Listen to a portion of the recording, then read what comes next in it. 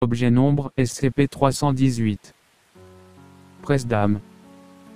Classe sûre. Procédure de confinement spéciale. SCP-318 doit être contenu au centre d'une chambre d'au moins 5M×8M×5M, reposant sur un élévateur hydraulique permettant l'inspection du dessous de l'appareil. La porte de la chambre doit être verrouillée en toutes circonstances, avec un accès autorisé à tout membre du personnel possédant une accréditation de niveau 3 ou supérieur. Si un membre du personnel possédant un niveau D accréditation 2 ou inférieur désire y accéder, il doit obtenir l'accord d'un membre du personnel possédant un niveau D accréditation 4 ou supérieur. Les instances SCP-318-1 doivent être gardées complètement enroulées, excepté durant les phases de test, et stockées dans une réserve sécurisée.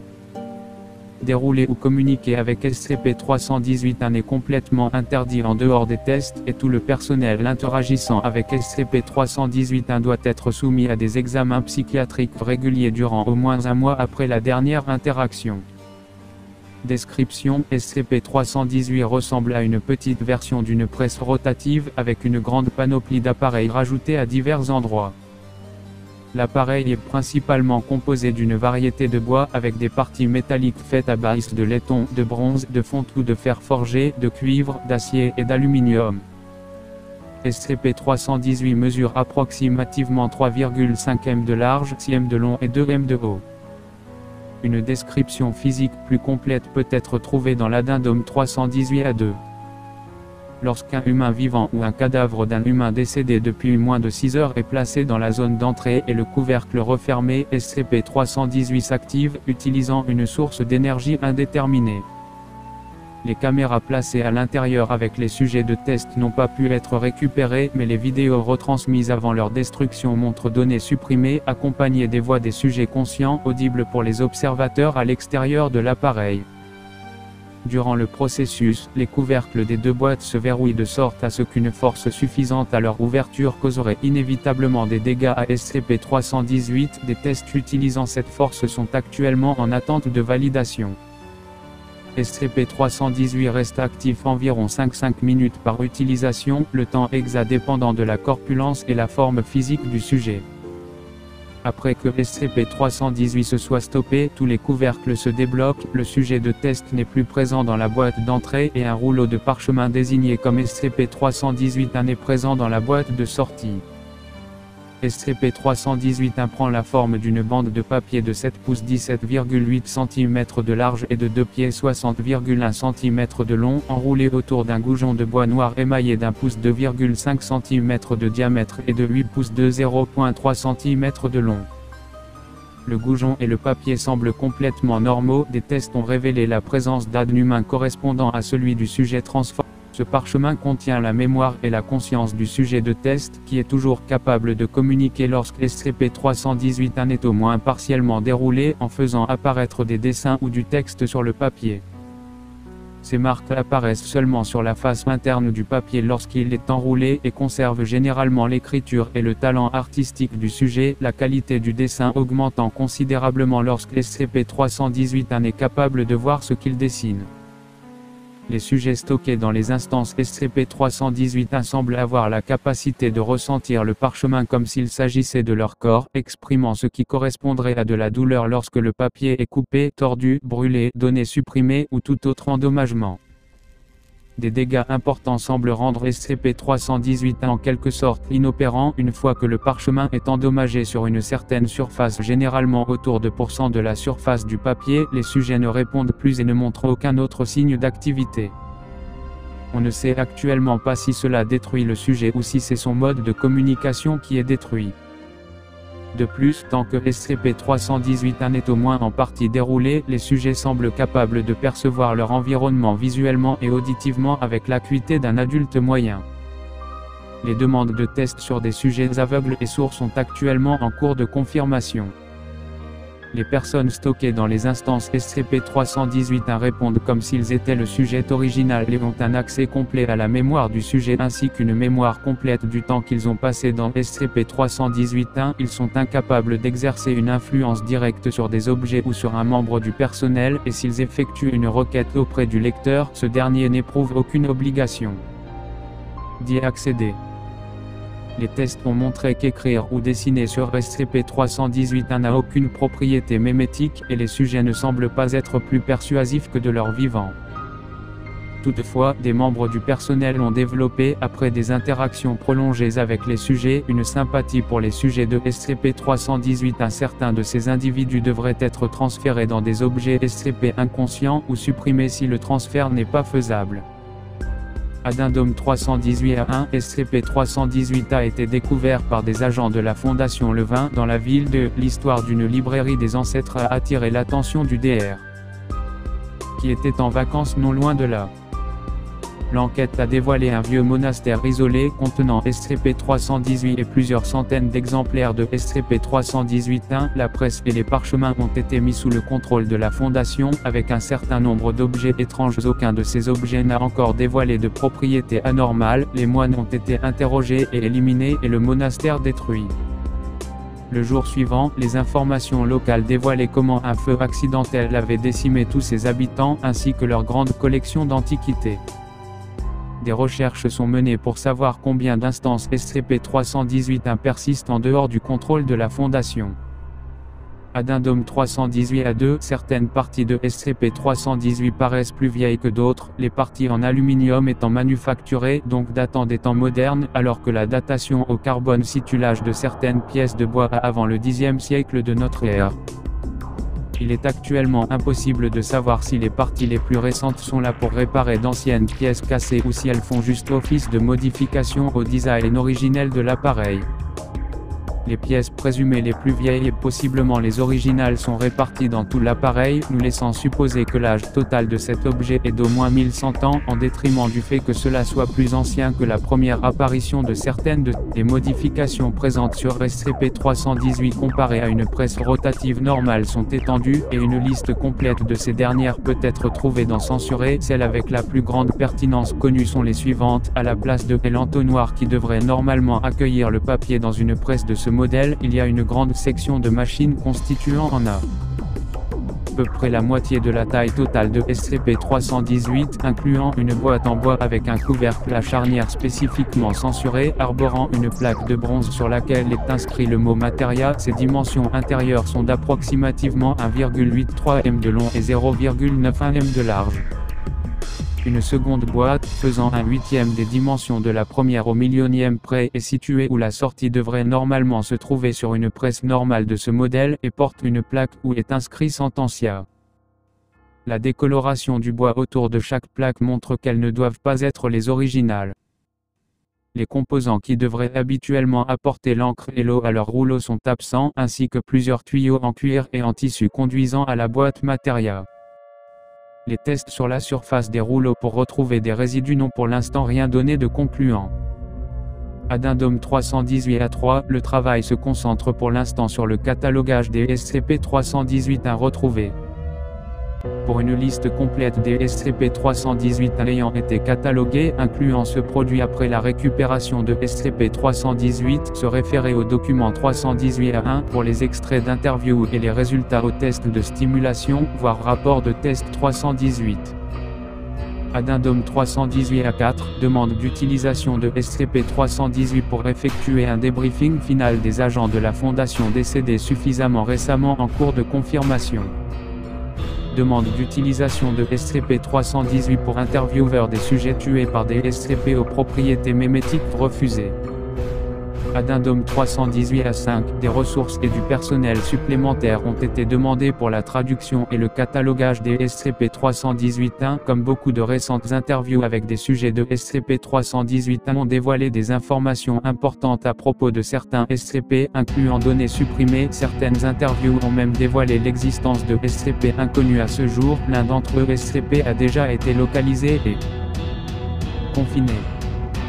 Il convient de noter qu'un certain nombre de pistes produites par des interviews de sujets de SCP-318-1 se sont avérées être des fabrications et toutes les informations obtenues via SCP-318-1 doivent être considérées comme suspectes. Malgré cela, les chercheurs pensent qu'il peut être utile d'interroger SCP-318-1 sur d'autres objets SCP potentiels. Rapport d'expérience 318. Note, les interviews ont été menées en déroulant des parties de SCP-318-1 en plaçant le parchemin ouvert sur une table à la vue d'une caméra.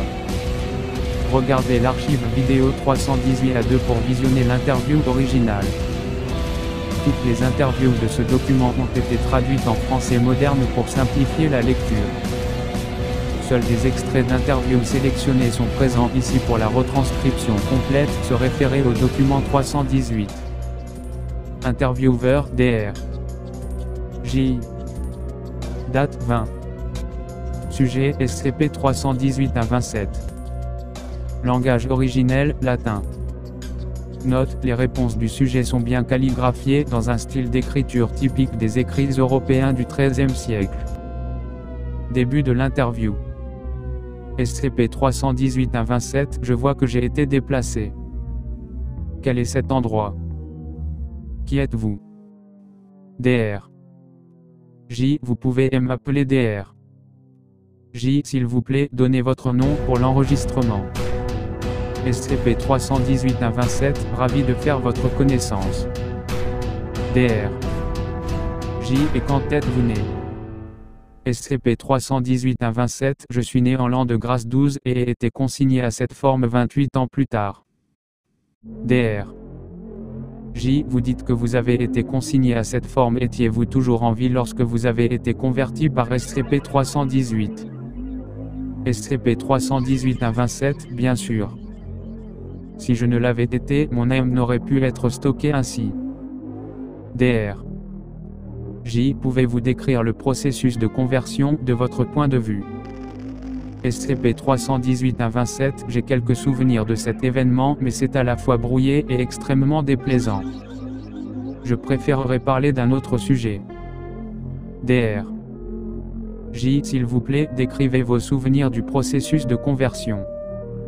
SCP-318-1-27, pouvons-nous parler de quelque chose d'autre, s'il vous plaît?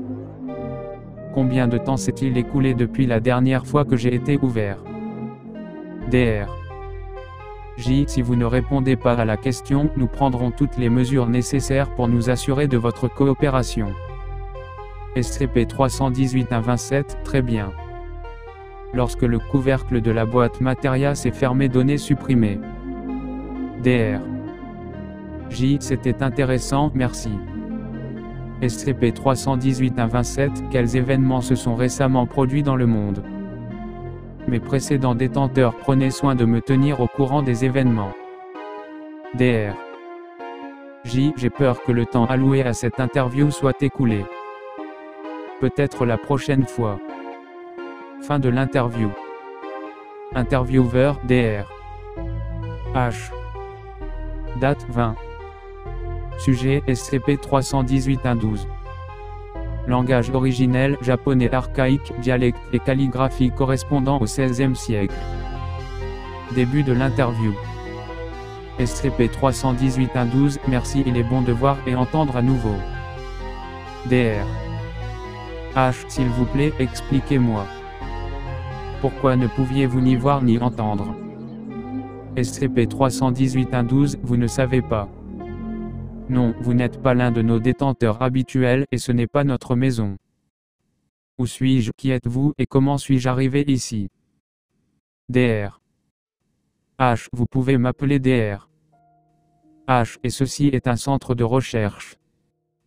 Malheureusement, le monastère où vous résidiez précédemment a été détruit dans un incendie. Il n'y a eu aucun survivant à part des parchemins comme vous, que nous avons récupérés pour la conservation et l'étude. Maintenant, pourquoi ne pouviez-vous ni voir ni entendre? SCP-318-1-12, lorsque nous sommes enroulés, nous sommes coupés du monde extérieur. Sur de courtes périodes, cela peut être silencieux et relaxant, mais on se sent vite seul lorsque l'on reste roulé trop longtemps. Cela faisait longtemps que je n'avais pas été ouvert, et c'est un vrai soulagement d'être connecté au monde à nouveau. Dr. H. Je crois que je comprends. Donc, est-ce que la surface sur laquelle vous êtes enroulé affecte votre capacité à voir et entendre? SCP-318-112, pas de ce que je sache. DR. H. Merci, numéro 12, vous avez été très utile. J'y attends avec impatience notre prochaine interview. SCP-318-112, s'il vous plaît, ne me refermez pas tout de suite, vous venez juste de m'ouvrir. Je veux voir. S'il vous plaît, ne faire le texte n'est plus visible à partir de ce point car le DR. H fini de rouler SCP-318-112. Fin de l'interview. Intervieweur DR. F. Date 20. Sujet SCP-318-135, anciennement D5. Langage originel, français moderne. Début de l'interview. DR. F. S'il vous plaît, décrivez ce que vous avez vu, entendu, ressenti, goûté et senti. SCP-318-135, censuré. DR. F. S'il vous plaît, répondez à la question 135. SCP-318-135, ou sinon quoi, vous allez encore me tuer. Allez, espèce de censuré. DR. F. Comme le sujet refuse de répondre aux questions, je vais maintenant procéder directement au test de stimulation. D2, s'il vous plaît, amenez-moi le chariot qui est juste là.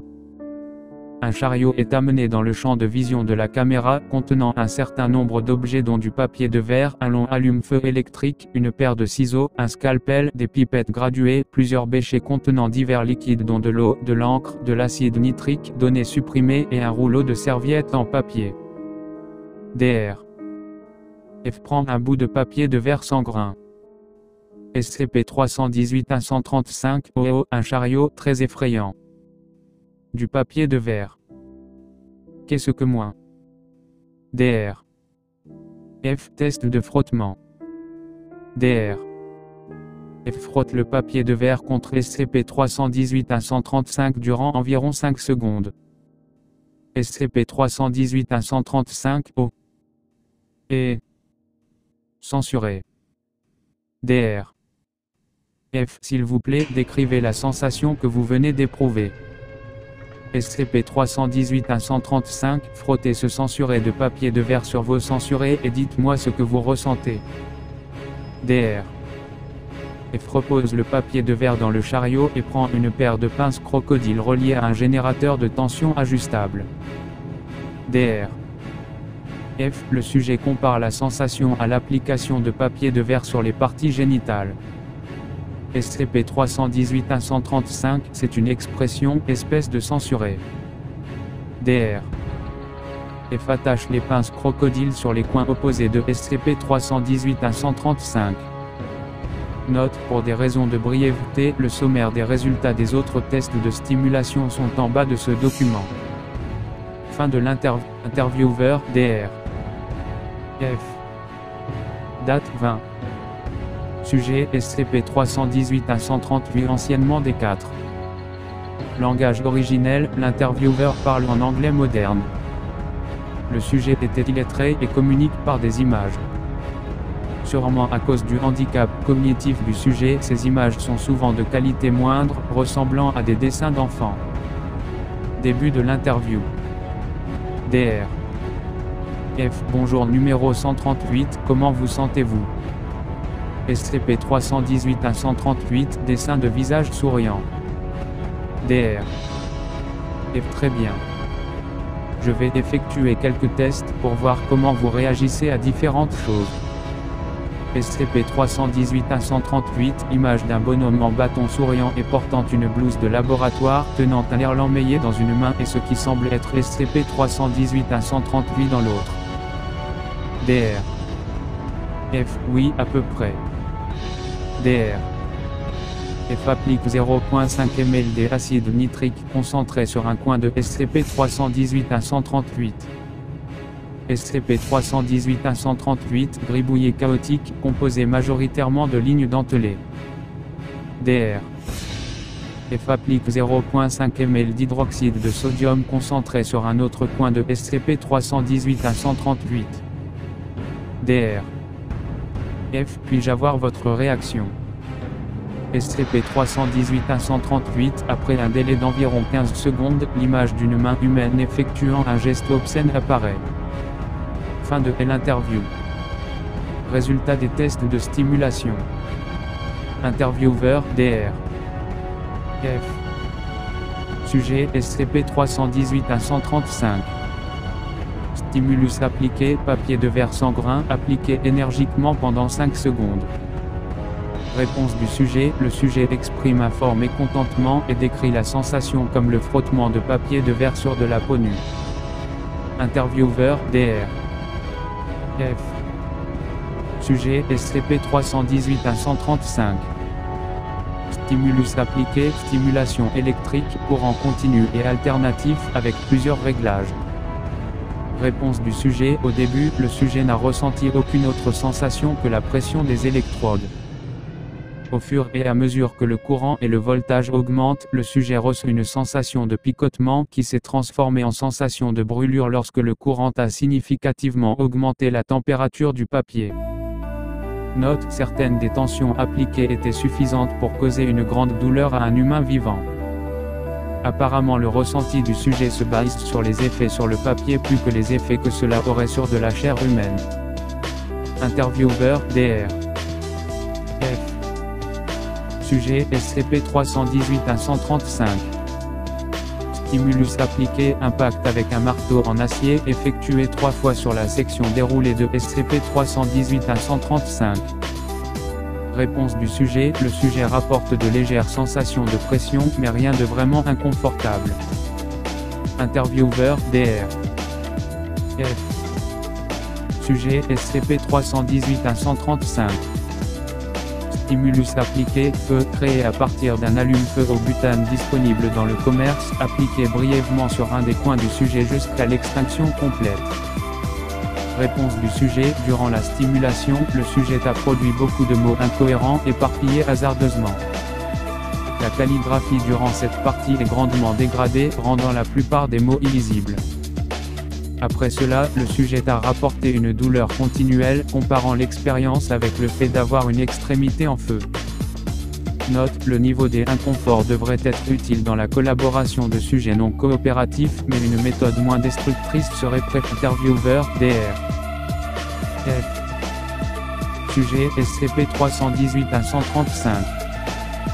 Stimulus appliqué, aux 2 applications de 0.5 ml chacune, appliquées sur une zone brûlée d'un des tests précédents et une zone intacte. Réponse du sujet, le sujet rapporte une sensation d'engourdissement dans les zones trempées par l'eau et les mots et dessins créés dans cette zone sont très délavés et distordus. Au fur et à mesure que l'eau sèche, le sujet rapporte le retour d'une sensation normale, cependant la zone brûlée ne retourne pas à des niveaux inférieurs d'inconfort.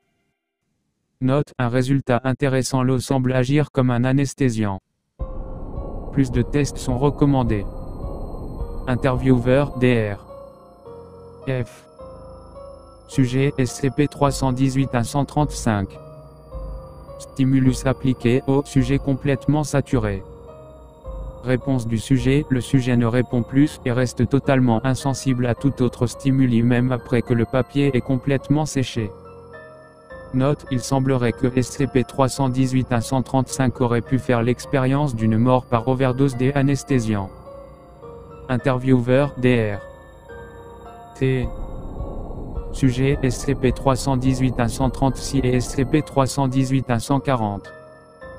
Stimulus appliqué, les 2 sujets sont déroulés et placés à 1 mètre de distance l'un de l'autre, leur face d'écriture visible entre eux.